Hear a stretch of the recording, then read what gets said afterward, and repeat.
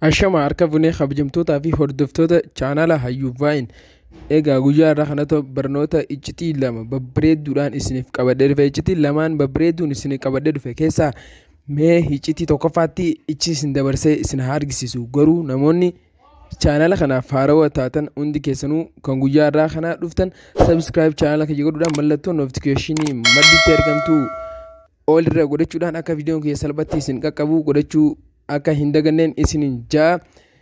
Egaa gama hojii keenyaa mee waliin haa yaadnu. Tokkoffaa irratti wanni an isiniif qabadhee dhufe akkamitti akka namni yeroo isiniif dawwalu jechuudha viidiyoo akka taphatu silkiin keessan namni isin dawwalu viidiyoo akkamitti akka taphatuun isin garsiisuudha dhufe jechuudha. Viidiyoo lubbuun teessan isin feeterra geeffatanii yeroo namni isin dawwalu viidiyoo akka taphatuun isin garsiisuudha dhufe jechuudha.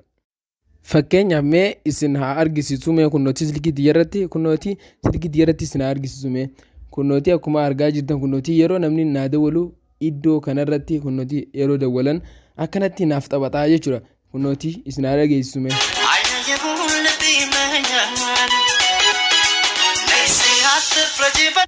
Kunnooti akkuma argaa jirtan akkanatti naaf taphataa jechuudha. Mee kana akkamittiin godhachuu danda'e mee isin argisiisu. Kunnooti set call background kan jiru kana tuquraan irra godhatan akkamitti kana godhachuu danda'e. Tokkoffaa irratti dhuftanii settingii keessan keessa ni galtan. Erga galtanii sarchii gama gubbaa kanarratti akkam jettanii barreessitan call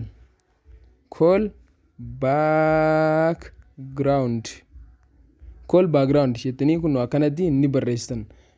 Erga kana barreessitanii booda kunnooti kanatti isiniif dhufa akkana kunnooti isin dhufa isa kanarratti tokkoof akkanatti ni tuytan. Erga tuytanii booda kunnooti isa lamaffaadha block kan jiru kana biratti ka argamu kunnooti kana dhiiftaniitu isa kana filattan kunnooti call background kan jiru kana filadhaadhaan isiniin jira. Erga isa kanarratti kan tuytan simii lama yoo qabaattan isin gaafata inni tokkoffaa irratti godhachuu deeman kunnooti tokkoffaa irra ni tuqa ichi booda kanatti naaf fida. Eega inni kanatti isiniif fidee booda wanni isin godhuu qabdan kunnooti background kan jiru kana tuquu qabdan. Erga kana tuytanii booda akkanatti isiniif baasaa jechuudha. Isin warri haareen kunnooti dhuftanii mallattoo pilaasii kanarratti tokkoof ni tuytu. Erga mallattoo pilaasii irratti tuytanii booda kunnooti an viidiyoon fedha irratti hin godhadha. Viidiyoon irra godhachuu fedhu irratti amma fakkeenyaaf viidiyoo kanarratti ni godhadha jechuudha. Erga boosii viidiyoo ni filattan viidiyoo lubbuun teessan isin feete akkanatti isiniif fida jechuudha. Namoota haariyaaf akka inni itti fidu kunnooti akkanatti erga tuytanii booda yeroo kana viidiyoo feetanii irratti tuytan viidiyoon dheeraa waan ta'eef akkanatti isiniif fida. Erga kanatti isiniif fidee booda kunnooti mallattoo maqasii kana ni argata. Mallattoo maqasii kana irratti tokkoof inni tuytan ergisi ni murtan jechuudha. Dheeraa waan ta'eef iddoo feetan san irratti akkana ni geeffatan iddoo wal qixxeeffatan booda dan kan jiru kanaatu isiniif ba'a. Danii kana irratti tokkoof ni tuytan. Erga tuytanii booda trimming akkana jee isiniif fidaa jechuudha. Haa xumurume.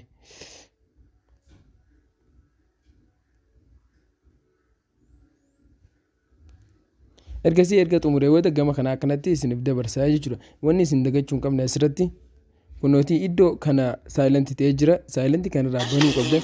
Ichi booda kunnooti iddoo kana maas akkana banuu qabdan. Ichi booda ammaan tana kunnooti set background kan jiru kana tuquu qabdan jechuudha. Ichi booda isiniif taheeti jira keessaa bahuu ni dandeessan. Ichi booda isiniif taphataa jechuudha. Iccitiin inni lammaffaa ta'u maali? Iccitiin inni lammaffaadhaa kunnooti akkuma gargaa jirtan Telegram kiyya asirra jira jechuudha. Telegram kiyya kun background isirraa naaf dalagaa jechuudha. Yoo feetan akkana dheereffatanii ilaaluu dandeessan yoo feetan akkana xiqqeeffatanii ilaaluu dandeessan kun akkana dheereffatanii amma kana ilaalee kunnooti deemee chaanaloota barbaachisoo as keessa kaayyadheetiin jira jechuudha. Hayyuuwwan kan jiru kanarra keessa yoonni akkanatti seenee booda hayyuuwwan kanallee join godhaatii keessa galaadha. Waan hin gallakkisuu daawwadha waa hedduu jira. Kun akkanatti na daawwachiisaa jechuudha. Akkamittiin kana godhachuu danda'e? Akkamitti kana godhachuu dandeessan walakkaa kanarratti akka nama gadi qabdanii silkii teessan akkana ni teessan jechuudha. Erga ol qabdiin akkanatti isiniif fida ichi booda kun isa kanarratti ni tuyxanii erga isa kanarratti tuyxanii booda akkanatti isiniif fida gamaa gamana deemuu dandeessan xiqqoo kanatti sooftaniiti iddoo kanarra ni dhuftan. Iddoo kanarra erga dhuftanii booda kun Telegram kan jiru kana filadhaadhaan isin jira. Erga kanarra kana filattanii booda kunnooti add kan jiru kanaatu isiniif ba'a. Add kanarratti naa kanatti gama kanaa isin fida. Erga kana ganaa isin fidee booda kunnooti select chat kan jiru kana tuqaadhaan isin jira. Erga tuytanii kanatti isiniif oltarratti chaanaloota Telegram keessaa qabdan. Egaa chaanaloota barbaachisoo isin barbaachisan qofa as keessatti ni tuytan kun tuytanii right isin godha kan ni tuqatan kunnooti kana keessaa kan barbaachisoo ta'e qofa akkana keessaa ni tuqatan. Ichi booda kunnooti right ni gootan.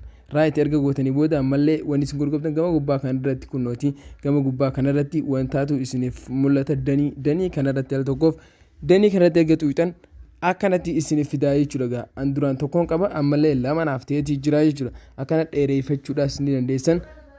Akkana gabaabsichuudhaan ni dandeessan. As keessaa kan feetan akkanatti deemtanii baagiraawundii yeroo feetanii ni seentanii jechuudha.